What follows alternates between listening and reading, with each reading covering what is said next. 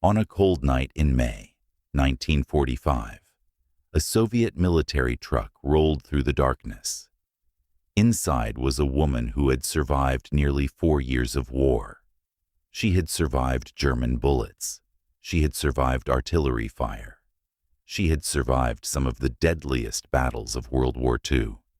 And now, at last, the war was almost over. Soon she would go home. Soon she would see her family again. Soon the nightmare would finally end. But she never made it. The truck lost control. It plunged from a bridge. And in an instant, Nina Petrova was gone. She was 51 years old, just days before victory. Yet what makes her story remarkable is not the way it ended. It's the fact that she never had to be there in the first place, before she became a sniper. Nina Petrova was a mother, a teacher, an athlete, a woman who loved competition and spent years mastering the art of marksmanship. Long before the war, she had become one of the Soviet Union's finest shooters. She trained others.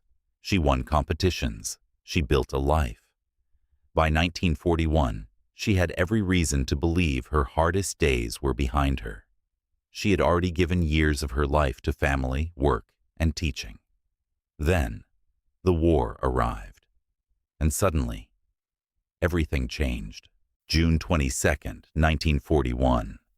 Nazi Germany launched Operation Barbarossa. Millions of soldiers crossed into Soviet territory. Cities burned. Families fled. An entire nation was suddenly fighting for survival. Nina was 48 years old. She was exempt from military service. Nobody expected her to fight. She could have stayed home. She could have chosen safety. Most people would have.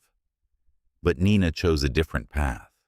If her country was in danger, she believed age was not an excuse. So she volunteered, not because she was ordered to, because she chose to, and that choice would change the rest of her life. The war she entered was unlike anything she had ever known. The Eastern Front consumed entire armies. Cities became ruins. Villages disappeared. Survival became a daily struggle. Somewhere inside that chaos, Nina found her place. A rifle in her hands, patience in her heart, and determination stronger than fear. Near the besieged city of Leningrad, she disappeared into forests, trenches, and shattered buildings. Hours passed, sometimes entire days, motionless, silent, watching, listening, waiting for one mistake. Then came the shot. A German soldier fell, then another, and another. Soon German troops learned to fear an enemy they rarely saw.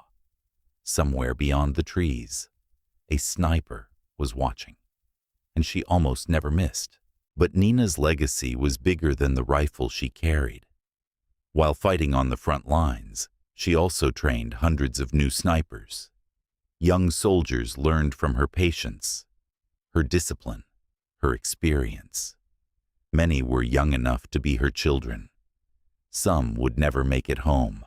Others survived because of what she taught them. The war continued, battle after battle, winter after winter. Through it all, Nina remained at the front. While younger soldiers grew exhausted by endless fighting, the woman who entered the war at 48 kept going, again and again and again. By 1945, her confirmed total had reached 122 enemy soldiers. An extraordinary achievement for any sniper. Almost unbelievable for someone who never had to be there in the first place. Yet behind the battlefield legend, there was another side of Nina Petrova. A mother. A woman who missed her family. A woman who dreamed about peace. She wrote letters home. She thought about her daughter. And like millions of people caught in the war, she carried a simple hope. Not for fame, not for medals, not for history, but for the chance to go home. Years of war had taken so much from so many people, yet she held on. One more battle, one more winter, one more day, and then maybe peace. Every mile toward victory was also a mile closer to home, and home was all she wanted. By the spring of 1945, that dream seemed closer than ever. Germany was collapsing. The fighting was nearly over. The end was finally in sight. For millions across Europe, hope was beginning to replace fear. For Nina Petrova, home no longer felt impossible. It felt near, almost within reach. Then came the night of May 1st.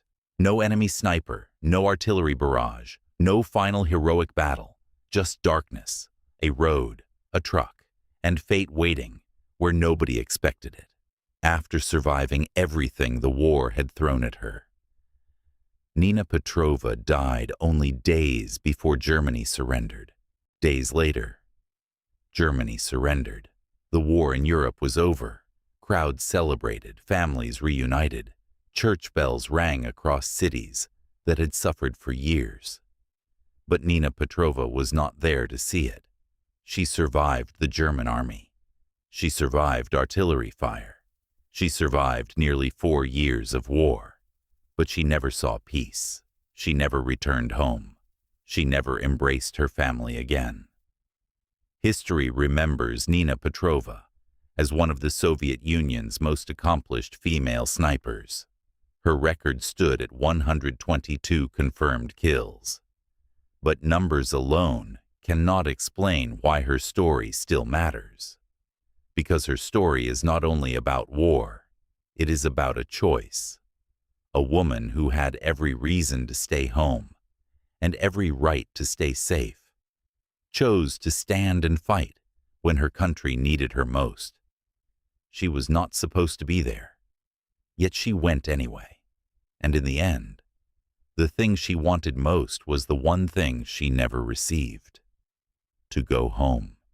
And that is why, decades later, the story of Nina Petrova is still remembered.